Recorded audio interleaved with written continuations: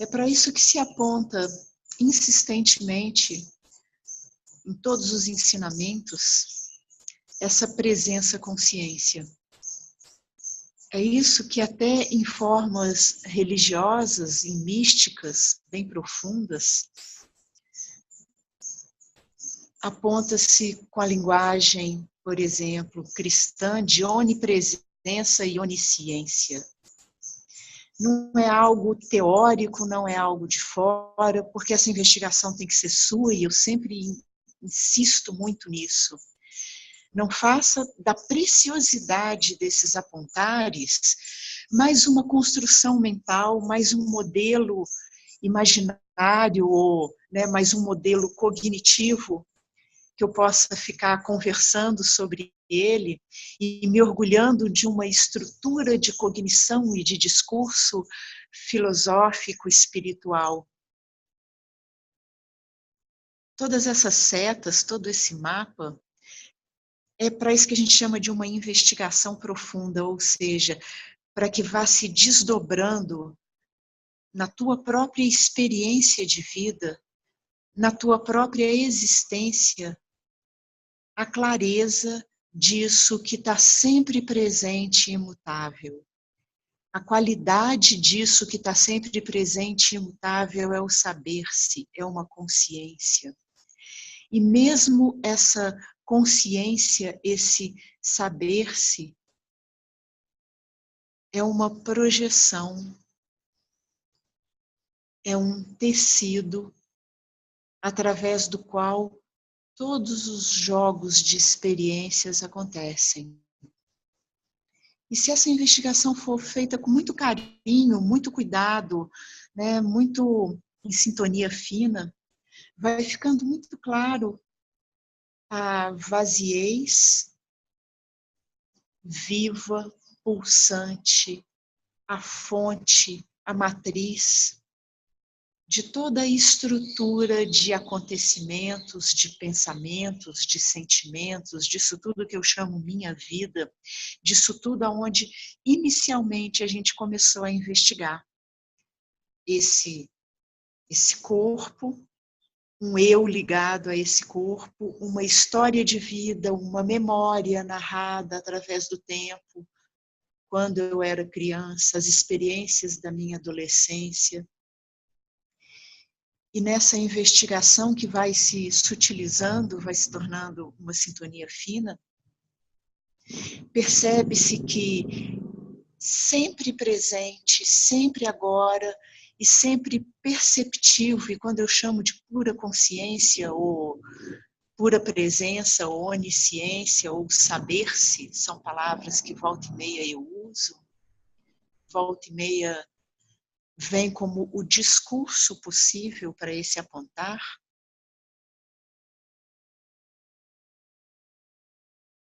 Perceba que este saber-se nada mais é do que uma pura presença consciente, vazia. E aqui o que a gente chama de vaziez e silêncio é porque realmente, como a Sarri disse muito bem, é porque não há qualidades. É anterior a tudo. É como uma espacialidade onde todas as qualidades surgem. E um aferidor muito legal, ou seja, um instrumento bacana de ir caminhando com ele, é de ver que qualquer qualidade eu posso dizê-la e pensá-la. Qualquer experiência eu posso narrar, pensar. Qualquer sentimento eu posso narrar e pensar.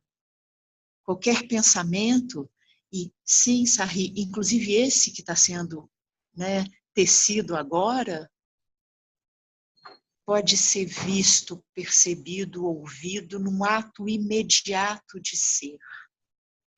Então, o próprio conteúdo, que são as experiências, e que no caso é esse dizer, e esse dizer, ou esse ouvir, nessa totalidade do agora, com sensações táteis, com sensações visuais, auditivas, palatais, olfativas. assim com os 5 sentidos, e Buda chamava o 6º sentido desse desenrolar do pensamento através de imaginação, ou seja, imagens vindo na tua mente, e também uma cognição discursiva, essas palavras fazendo sentido aí dentro, tecendo uma ideia, tecendo, né, uma significância, um significado. E esse significado sendo vivenciado e sentido, tudo isso é a totalidade da experiência do agora. E o convite é que a prioridade, a ressensibilização, se volte para essa presença, para esse ser que dá ser a tudo, para essa fonte que projeta tudo. E que sim, há uma admiração da genialidade de como essa projeção se projeta, inclusive nesse discurso intelectual.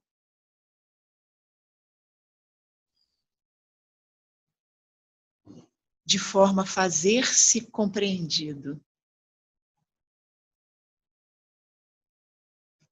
De forma para voltar-se para si mesmo e revelar-se para si mesmo na sua totalidade. O que acontece através desses ensinamentos em satsang e todos os ensinamentos que apontam direto para isso, a gente utiliza a palavra satsang, que ela está sendo mais comum na nossa cultura, na nossa sociedade. Mas muitos outros apontamentos são diretos e fazem esse mesmo despertar, esse mesmo voltar da atenção para ela mesma. Convoca essa investigação, esse olhar voltado para ele mesmo, na totalidade do que é. É isso que a gente senta aqui juntos, para perceber como que houve um treinamento da atenção o tempo todo voltado para fora, para os fenômenos, para as acontecências, para o mundo fenomênico. Sejam acontecências, né, no nível bem material. Ah, que bonito as árvores que estão aqui fora. Puxa, meu quarto está bagunçado, cada um com as suas, né, com seu olhar para o mundo material que está aí, que é fenomênico. E aí começa, né, essa investigação de se perceber que aqui dentro todos os pensares, todos os significados, todas as crenças, todas as dúvidas que vêm às vezes muito intensamente, ou todas as conclusões que vêm cheia de energia de uau, ahá, saquei, tudo isso são do mundo dos fenômenos. Tudo isso é do mundo dos fenômenos. Esse discernimento, essa percepção, esse dar-se conta, é uma aproximação que eu chamo da beira do abismo.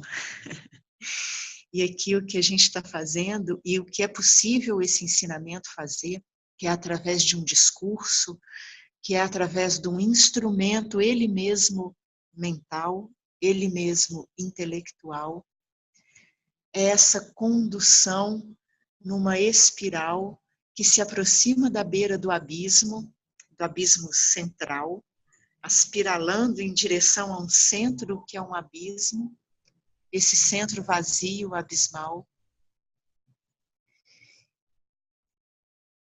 E nessa exposição, nessa investigação, nesse reconhecimento, esse estender-se, esse estar de pé à beira do abismo, é a disponibilidade possível para um vento bater e você cair de vez no abismo. O que eu quero dizer é que não há técnica possível que te empurre para o abismo. Não há instrumento nenhum que te jogue no abismo. Todas as técnicas e todos os instrumentos são para te levar para a beira desse abismo. E o que há de mais maravilhoso é que, através dessas palavras, do ensinamento, do que a gente está chamando aqui de satsang, mas que eu enfatizei que satsang é o que a gente usa e que está ligado a uma linhagem específica do Advaita, do ensinamento do caminho direto, mas que outros apontares também são diretos, mas é que a gente generaliza nessa palavra satsang.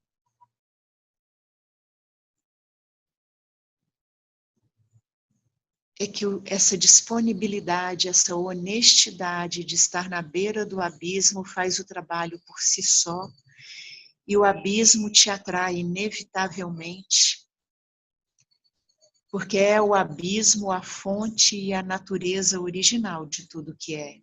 Isso que a gente chama de silêncio, de vaziez, espacialidade.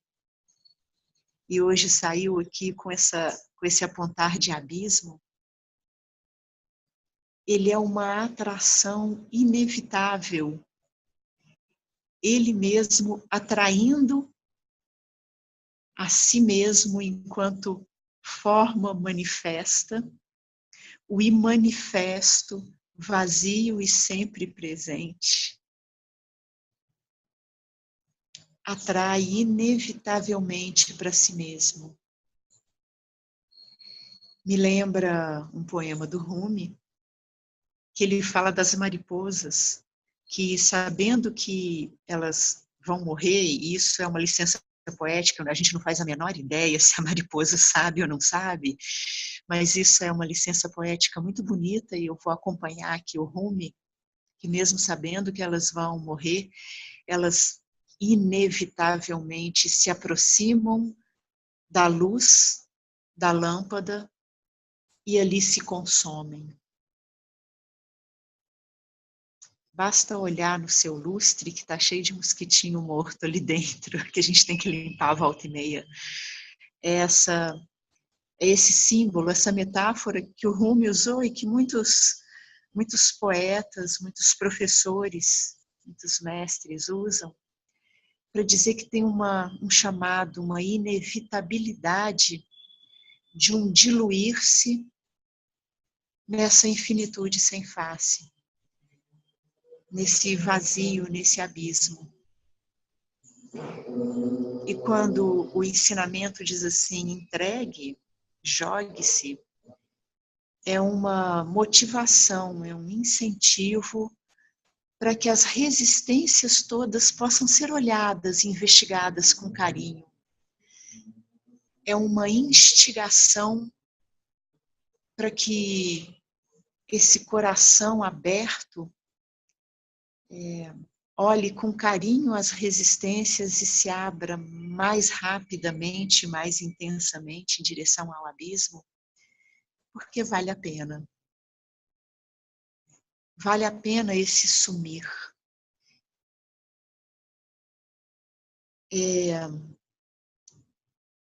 É algo que é indescritível, mas quando se toca esse abismo, começam a ressoar as mesmas falas, os mesmos apontamentos de um apaziguamento, de uma serenização, de uma clareza, de uma libertação.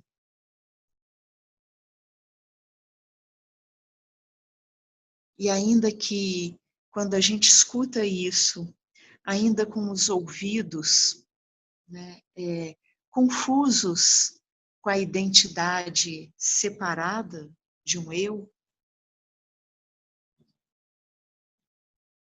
e a gente se encanta por essas palavras, na hora que elas revelam existencialmente e cada vez mais profundamente, não há quem não diga assim, caramba, não era bem aquilo. É muito maior e mais maravilhoso do que eu já tinha tocado, tangenciado, imaginado, sentido.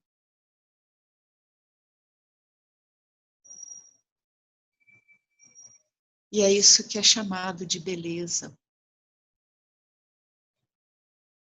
E mesmo que a tangência a essa beleza já seja algo deslumbrante, esse abismo te oferece mais e mais beleza. E uma beleza que não é da forma que a gente imagina. Parodiando lá o Barbudão, né? É uma beleza que não é desse mundo.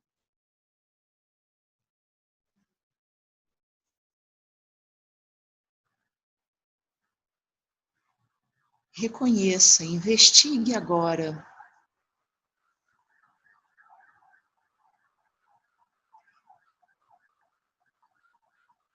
Essa existência que é inevitável. É inevitável a experiência de ser. É inevitável a experiência de ser desse jeito, nesse momento. Esses sons, esses barulhos, essas sensações. Reconheça que é inevitável. E que é inevitável também uma contraparte aí dentro, que muitas vezes está aí dizendo, ai que saco, que barulho chato, que trânsito barulhento. Que é inevitável a experiência do ser como um todo. E perceba que essa experiência do ser como um todo não se limita a essa pele, aos limites desse corpo. Que a experiência do ser como um todo envolve a paisagem onde esse corpo se encontra, os sons que chegam a esses ouvidos, que são decodificados pelo cérebro, esses inputs todos que vêm através dos sentidos, perceba que tudo isso está dentro da existência inevitável do agora.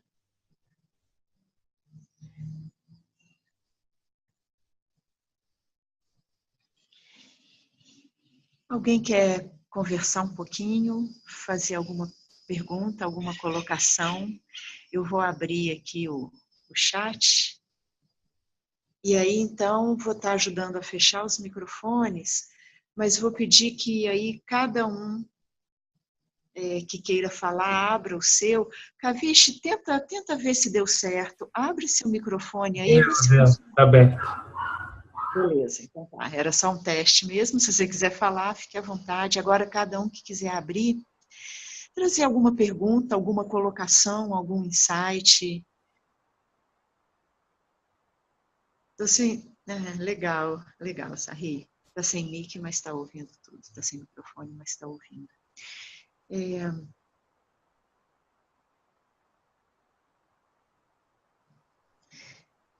Uma das belezas que é desse encontro é que esse testemunhar individual de que os olhos se abrem, sim, esses olhos que veem o infinito se abrem, sim. Esses olhos que reconhecem o infinito se abrem, sim.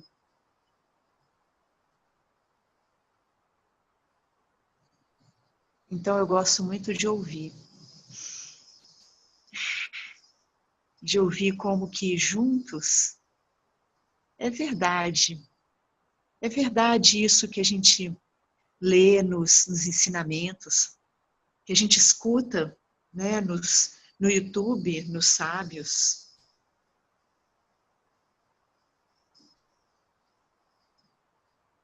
Que é a mesma experiência nossa. Não duvide.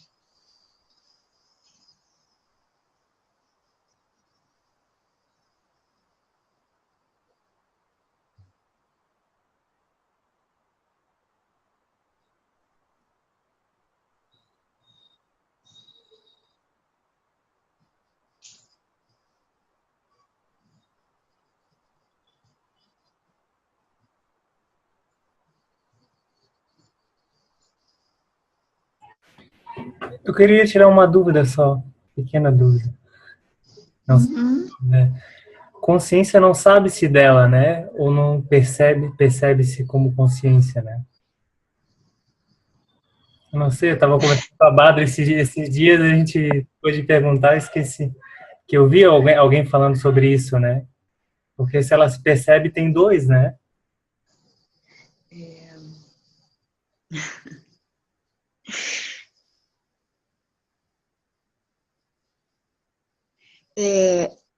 Sabe como é que eu percebo isso, Kavish? De verdade, bem confessional aqui, como tem sido sempre,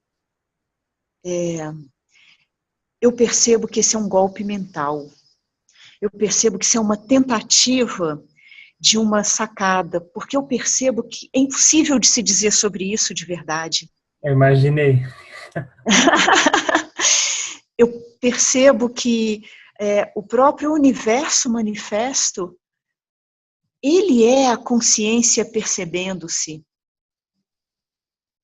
Ele é essa própria projeção da consciência projetando a si mesma e percebendo a si mesma. Então, por um lado, eu tenho que dizer que a consciência percebe-se, sim. É aquilo que a gente fala, né, que eu gosto de enfatizar, porque esse ensinamento, eu sei que a gente escuta um monte de YouTube por aí, né? Eu fiz isso muito e faço, e escuto outros que falam satsang, e gosto muito de ouvir, ainda faço isso bastante. E aí eu gosto muito de enfatizar e de clarear como que sempre esse ensinamento, ele cria uma primeira dualidade como uma concessão.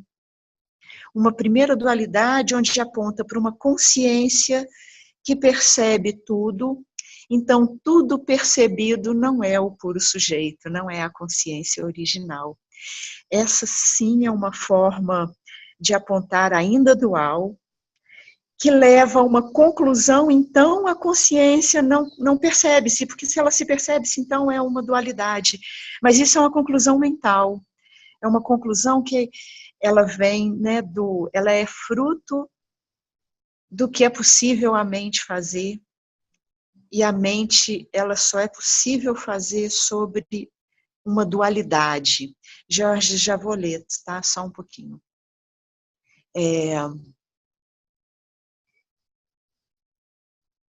Num primeiro momento, quando essa dualidade é trazida de uma consciência consciente de tudo, e de tudo que se é consciente, do ambiente à sua volta, dos objetos, dessa mão, eu posso vê-la, eu sou consciente dela, dos pensamentos que me passam, é um ensinamento, é um apontar para que você comece a se dar conta de que, caramba, tem algo mais do que o pensar, o sentir.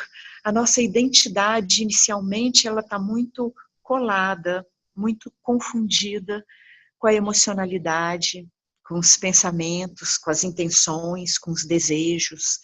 É isso que eu digo, não, eu sou isso.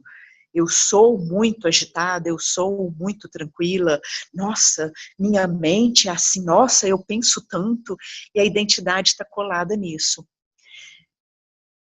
Por um momento inicial de sensibilização ao infinito, ao vazio sempre presente, aponta-se para uma dualidade ainda, faz-se essa concessão dessa dualidade de, olha, a consciência consciente disso tudo, inicialmente se diz assim, não é nada que possa ser visto, pensado, farejado, degustado, tocado.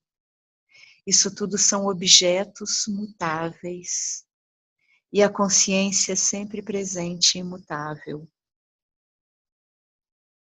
E é por causa dessa dualidade que criam-se todas essas dúvidas.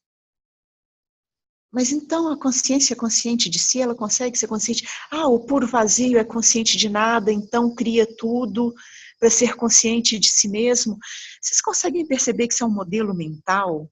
Que na nossa experiência direta, o que é possível, direto, é esse vazio onde as aparências de todo o mundo inteiro são projeções projetadas por esse jogo mental perceptual, que ele em si mesmo é essa vaziez e que há uma qualidade de percepção, consciência, saber, inerente a tudo,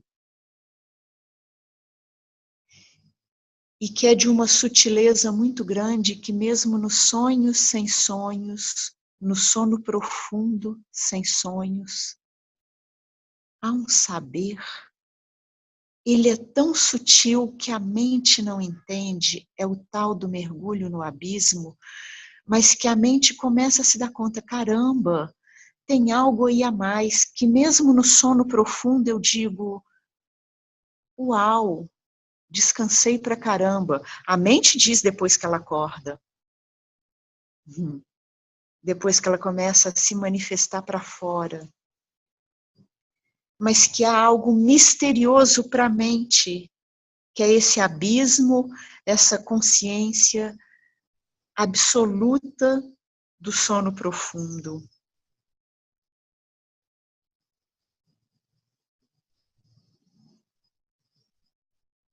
E aí é o abismo do qual não se pode falar, mas que eu não posso dizer que não seja consciente de si, Kavishi Bhadra. Eu não posso dizer isso. Também não posso dizer que ele é consciente de si.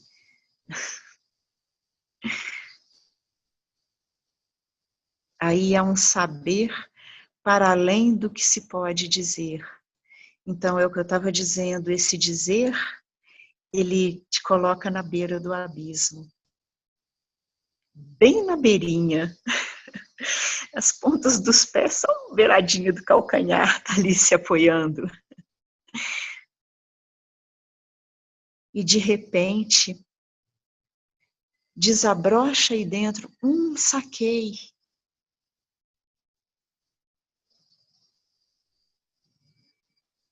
Saquei desse vazio que é consciência pura, que eu não posso dizer nem se é consciente ou não é de si mesmo.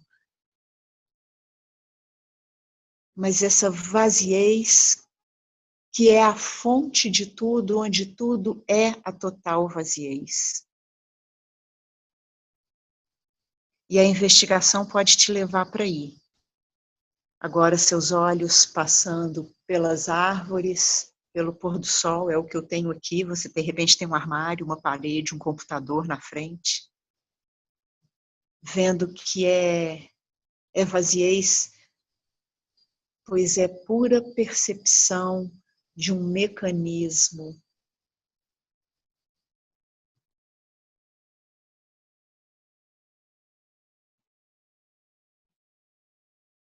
Nesse dar-se conta, desabrocha no coração uma reverberação.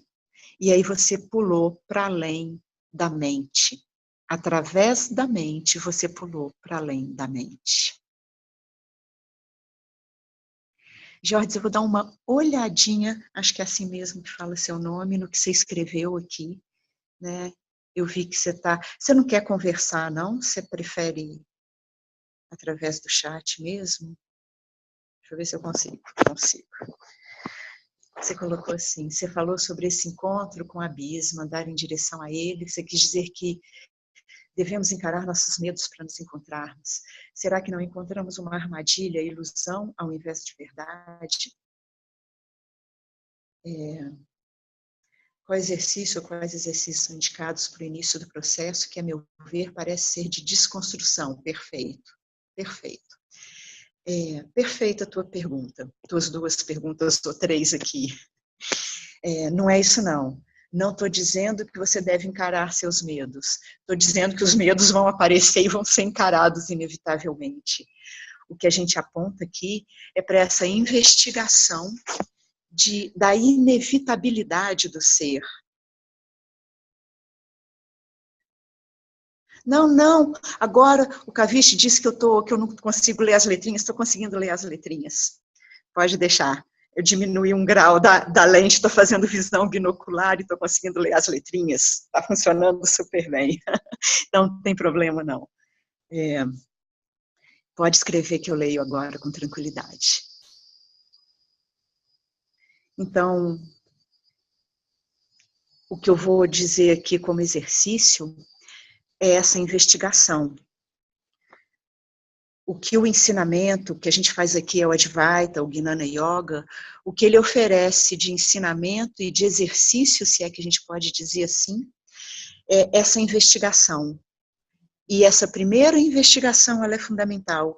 Perceba que tudo que você percebe é o objeto e não é o sujeito. Todo instrumental, ele está pautado, ele está calcado numa pergunta, afinal de contas, quem é você? E aí você vai descartando tudo aquilo que é observado. Você vai descartando o objeto corpo, porque eu posso percebê-lo, ele é um objeto. Quem é esse que percebe? Eu percebo emoções, inclusive medos. Quem é esse que percebe? O medo se torna também um objeto. Não é, então, enfrentar medo, ficar revirando medo, esses processos psicológicos, terapêuticos. Mas é reconhecer que as emocionalidades e as questões subconscientes, elas também são objetos percebidos. Caramba, quem é esse que percebe? Essa é a investigação e esse é o primeiro instrumental que a gente tem. Fica um pouquinho com isso aí, um minutinho eu vou acender a luz que está ficando escuro.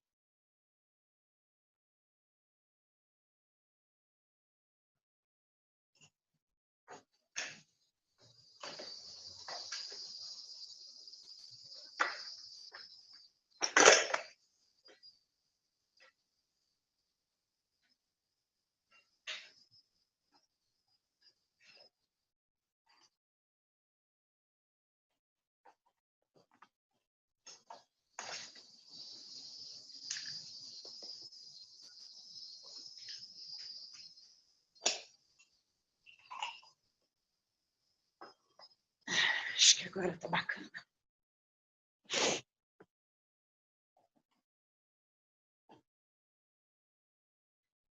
Deixa eu apagar aqui.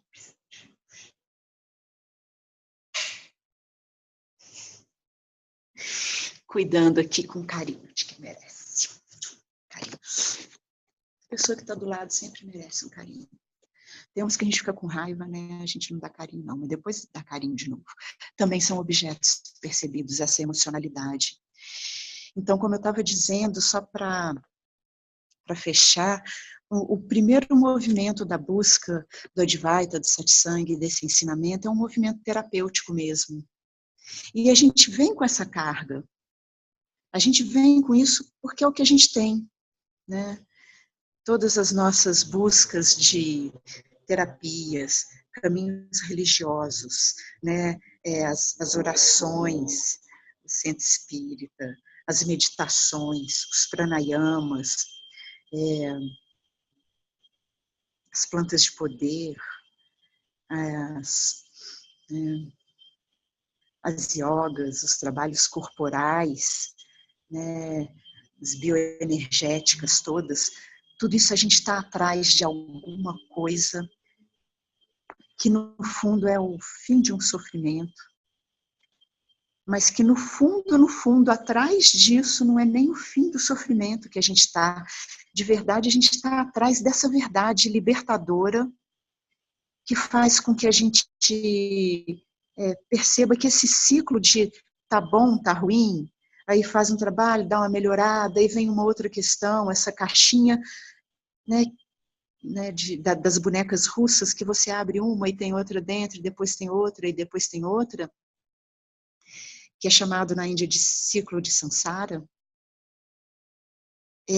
para a angústia profunda da saída desse ciclo que a gente está sendo chamado.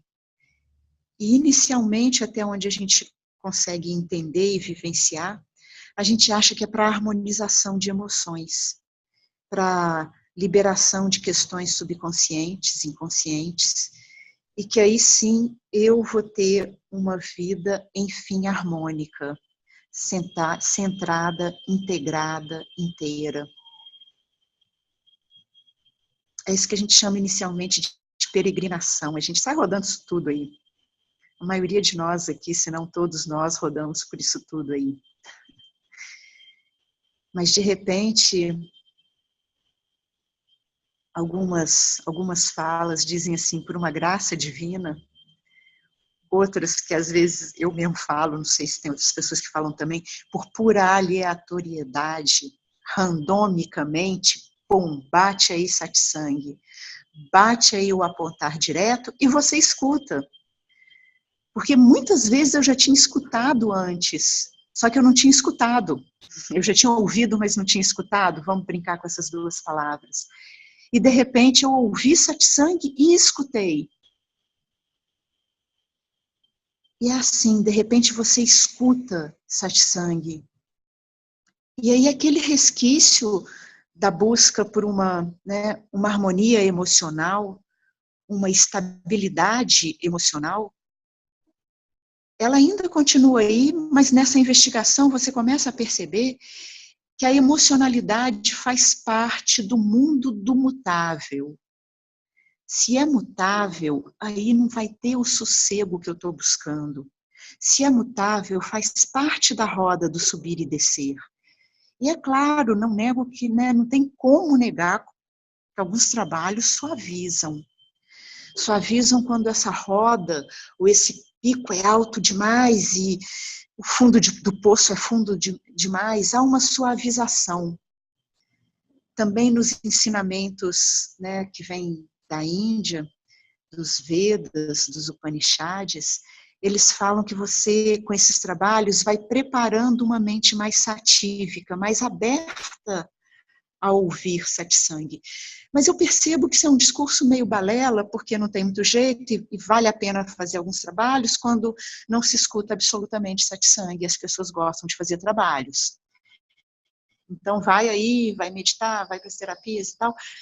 Então eu percebo que esse discurso, ele é mais um cozinhar. Sabe por quê? Porque tem gente que nunca fez nada, ouviu satsang e sacou. Então não tem uma causalidade direta. E muitos outros professores falaram isso.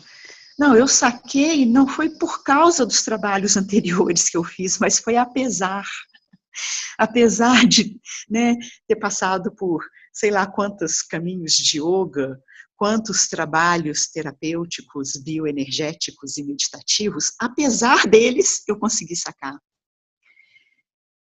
Guarda isso com carinho. Quando a gente saca, não é por causa de caminhos espirituais anteriores, é apesar deles.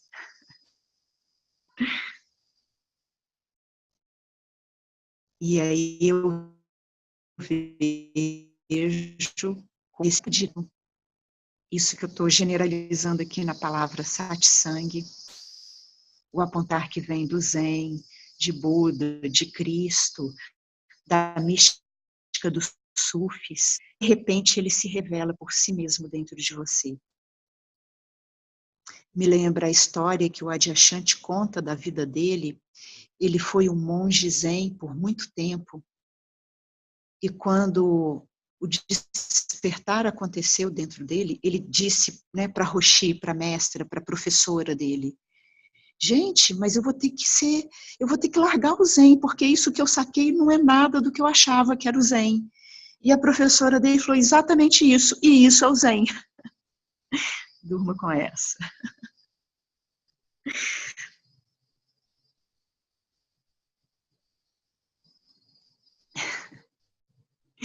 Por isso que eu brinco aqui que essas técnicas todas são uma enrolaçãozinha para que você fique perto dos ensinamentos.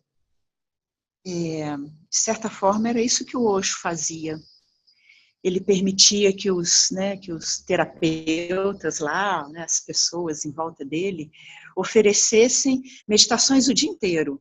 né? Quem vai para Puna, quem já esteve lá, pessoalmente eu nunca tive, mas já tive com sannyasis que fizeram retiros e retiros da galera do Osho, né? É o dia inteiro práticas energéticas, de abertura de chakras, de desbloqueios energéticos, né? O Osho dizia assim, fica aí fazendo essas coisas, mas jamais deixe de vir no satsang das 5 horas. Às 5 horas da tarde ele sentava em satsang. E aí depois ele dizia, eu deixo vocês ficarem brincando com essas coisas para que vocês fiquem perto de mim ouvindo satsang. Eu digo que essas coisas muitas vezes são distrações no bom sentido, ou são, né, o Alex fala assim, é dar pirulito para a mente, fica aí chupando pirulito enquanto você escuta satsang. E de repente, pum.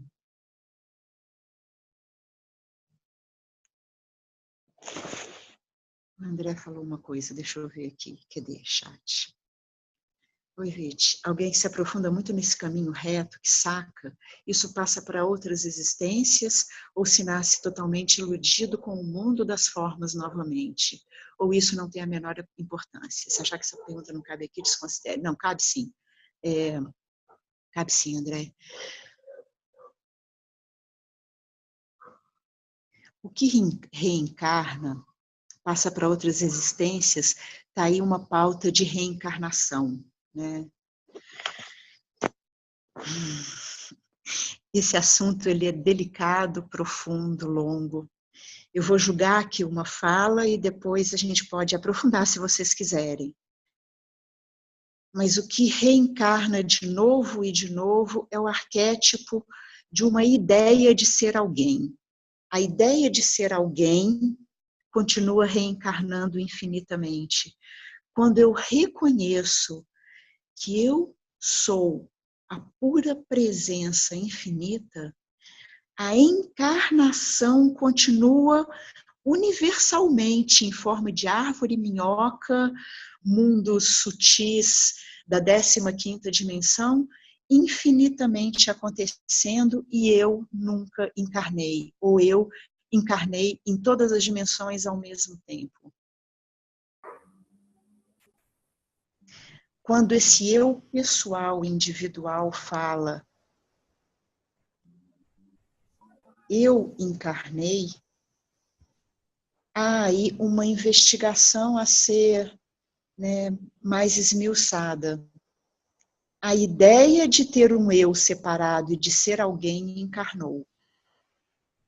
E de todas as respostas que eu já li, ouvi e saquei aqui dentro sobre isso, eu percebo que esse eu separado, ele encarna volta e meia. Não estou falando só nesse corpo, não. Né? Tipo, eu nasci tal época e morri tal época. Tem horas que esse indivíduo ligado a esse corpo, reconhecido, confundido com esse corpo, ele desencarna, vamos dizer assim, numa meditação de pura presença, e depois ele encarna de novo, achando que ele é isso daqui. Então você mesmo já desencarnou e reencarnou de novo nesse corpo um monte de vezes. E aí existe uma teoria, um modelo que vem inicialmente do hinduísmo, da Índia, de reencarnação, que a gente chama de transmigração da alma, um centro, um Atma, que depois Blavatsky estudou, a teosofia está aí, que outras linhagens falam. Existe uma ideia de que há uma individuação da alma e que essa alma se individualiza e passa por várias encarnações até que uma hora ela vai se lapidando e vai aprofundando no autoconhecimento até que ela sai da roda de samsara e não encarna de novo. Isso é só um modelo. Como outro qualquer. O modelo cristão tem uma outra linha de explicação para uma ideia de eu. Todos esses modelos estão calcados numa ideia de eu. O que se apontar direto do Advaita, né, do Vedanta, Vedanta é o fim do conhecimento, é o fim de modelos, é um reconhecer que só há projeções e ideias e modelos sendo construídos em cima da infinitude vazia que tudo é.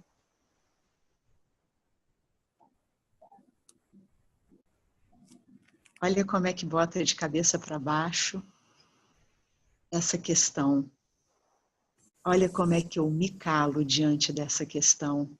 E, de novo, eu vejo que todos esses modelos reencarnacionistas, né, da alma, da mônada e etc., né, que os gnósticos trazem, Plotino, a galera lá de trás, né, e que vem até hoje através de algumas escolas esotéricas, são apenas pirulitos para que você fique em satsang, para que você fique na investigação,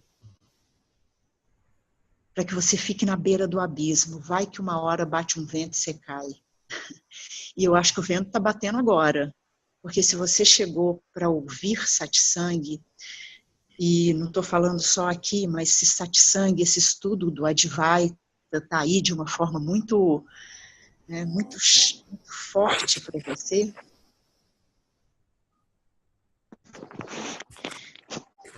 perceba que você já está caindo no abismo. Então, perceba que todos esses modelos são apenas modelos. E aí se diz assim, eu gosto muito de um professor que fala assim, fica com qual modelo você mais gostar. Pode ser esse do gnóstico, pode ser o da teosofia, pode ser o cristão, que fala que é só uma encarnação mesmo, morreu, depois, né, vai ter o juízo final e o corpo renasce, sei lá, é uma viagem muito grande. Esse cristão eu não entendo muito bem não, mas eles falam assim. Então perceba que... Quem é que está aí aberto? Ah, Jaunide, vou fechar teu mute. Fechei, é porque você estava aberta aí. Se você quiser, seu microfone, eu fechei. Se você quiser falar, você abre de novo, tá? Só para não ter muita interferência aqui, pronto. Então, verifica agora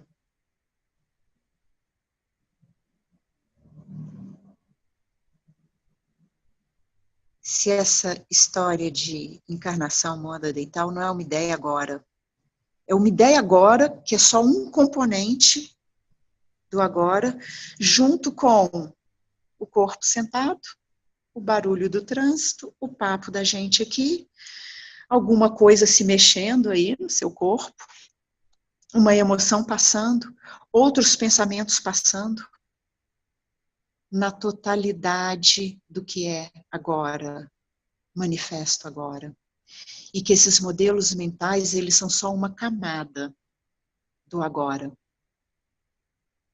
E que tá ok ele também. Isso, é só uma teoria e ela não é certa nem errada. Ela só é uma teoria. E o lugar dela é como teoria. E essa teoria, ela pode te confundir ou pode te ajudar a esclarecer, investigando que é uma teoria na totalidade do agora. E que anterior a essa teoria está o eu existo, o eu sou. Para que haja alguém pensando teorias. E aí o convite aqui do apontar direto, e por isso que chama apontar direto, descansa no eu sou. Sinta, né, aquele exercício que o Muji propõe. Sinta esse eu sou. Não ligue ele a nada e perceba que tudo vem e vai nesse eu sou. Inclusive um papo sobre teorias. O papo sobre teorias é só a face do agora.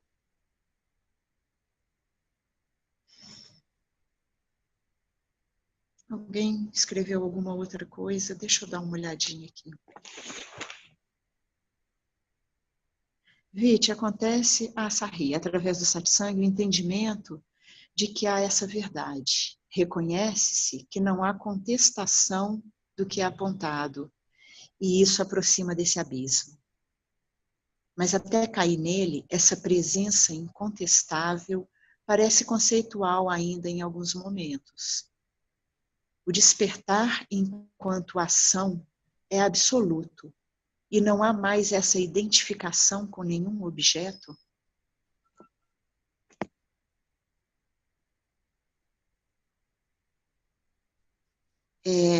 Eu gosto de brincar assim que eu não dou spoiler, você vai ter que ver para ver como é que é. A única coisa que eu posso te oferecer de verdade e de coração, Sarri, é que enquanto isso é intelectual e realmente assim, inicialmente é um paradigma tão agarrado de uma ideia de que eu sou alguém, e aí modelos e teorias criando-se em cima disso, que esse apontar primeiro ele é intelectual. Investiga e perceba que qualquer coisa que você esteja vendo carrega a marca do é. Então eu estou vendo agora, porque lá fora escureceu, não, eu estou vendo ainda, né, desenhos de árvores, mas eu estou vendo aqui almofadas, o tablet, tapete, tudo, antes de ser tablet, almofada, tapete, ou sendo almofada, tablet, tapete, o está junto. Almofada, tablet e tapete são modelagens. Eu posso desfazer essa almofada, partir em pedacinhos e transformá-la em boneca. O ser continua. Então, primeiro é uma sacada intelectual, assim, de caramba, né? Que é mesmo, tudo é. E aí, por isso que que o Ramana, né? O Ramana Maharishi dizia assim, agora desça para o coração. Agora, respire e veja, caramba, tudo é nesse corpo, vibrando aí dentro desse corpo. Esse caminho que a gente faz, o caminho do ensinamento, do Advaita, né? Se diz que ele tem duas vias, a via do individual para o universal e do universal para o individual. E eles meio que caminham num vai e vem. Quando primeiro eu digo, olha, perceba que almofada, tablet, luz, tudo é universal, começando a ver o é. Agora vem para o individual. E aí, através do individual saca, caramba, né que é? Né que aqui dentro, antes de mais nada é? Até essa sacada intelectual, ela só existe no é. Isso que você mesmo escreveu, super bacana hoje. Né que até o pensamento também é no é? Que a Juaica, né, que a gente conversou no último encontro, no último satsang retiro lá de BH, né, que até o pensar que até a mente que a mente é só uma modulação do assim como a almofada é uma modulação do que a mente tem, do mesmo jeito que eu posso transformar a almofada numa boneca e vai continuar o e a almofada se transformou, pensamentos, emoções também se transformam e o continua. Caramba, sim, Sarri, dê-se conta disso agora nas entranhas, no seu intestino. Né? O Ramana dizia, desça para o coração, eu estou dizendo aqui, desça para os intestinos, para as entranhas. Agora. Agora.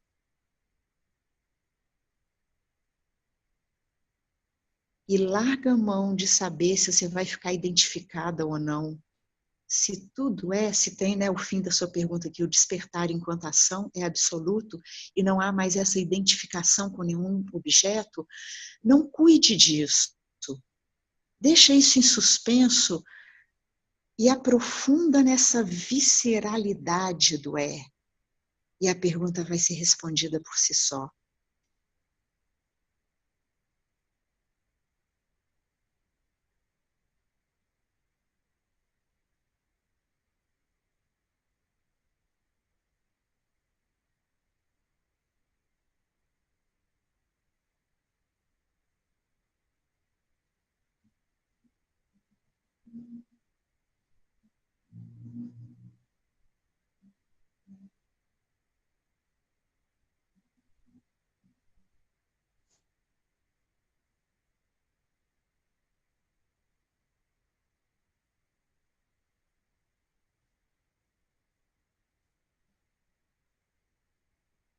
Mais alguma coisa? Vou estar convidando para a gente sentar junto de novo domingo. Estava querendo combinar com, estava marcando com o Kavish que a gente já fez uma vez um intensivo. A gente pegou um texto e conversou 3 dias seguidos, a gente pediu uma ajuda financeira e tudo, mas dessa vez a gente pensou em fazer isso domingo, mas não, domingo eu não fazer uma rodada dupla domingo, mas eu não vou conseguir não. Mas domingo, mais ou menos nesse horário, a gente vai estar avisando que horas que eu vou conseguir estar entrando, a gente faz um outro aberto, por volta de 7, mas pode ser que seja 6. Eu só vou saber mesmo, se a programação de família no próprio domingo. E aí a gente vai estar sentando junto de novo. E eu convido que até lá e bem agora, a investigação é esse mergulhar profundo nesse olhar, esse nesse sentir, esse agora não mais intelectualmente, mas nas entranhas.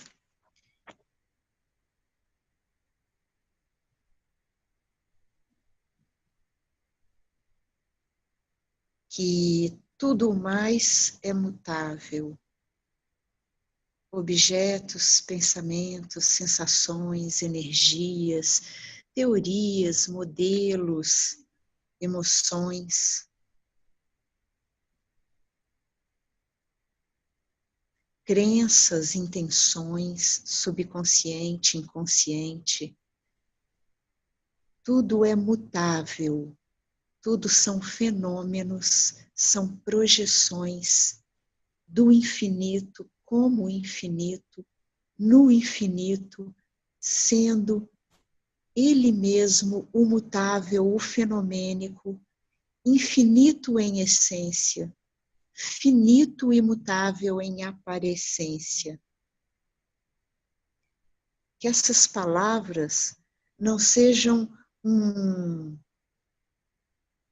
como é que eu posso dizer, uma adivinha, uma perguntinha intelectual, uma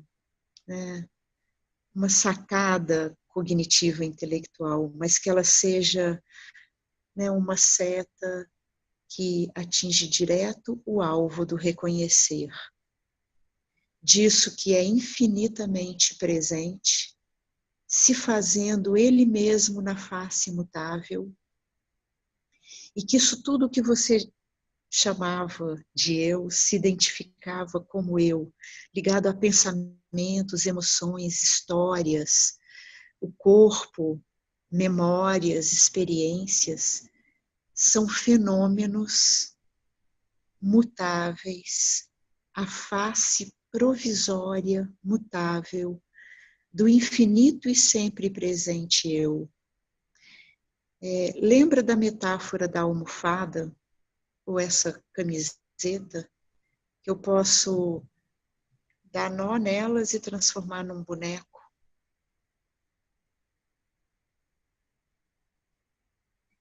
Que a personalidade, os sentimentos, a psique se transforma, assim como a meteorologia, chuva, sol, bate vento frio, primavera, verão, outono, inverno.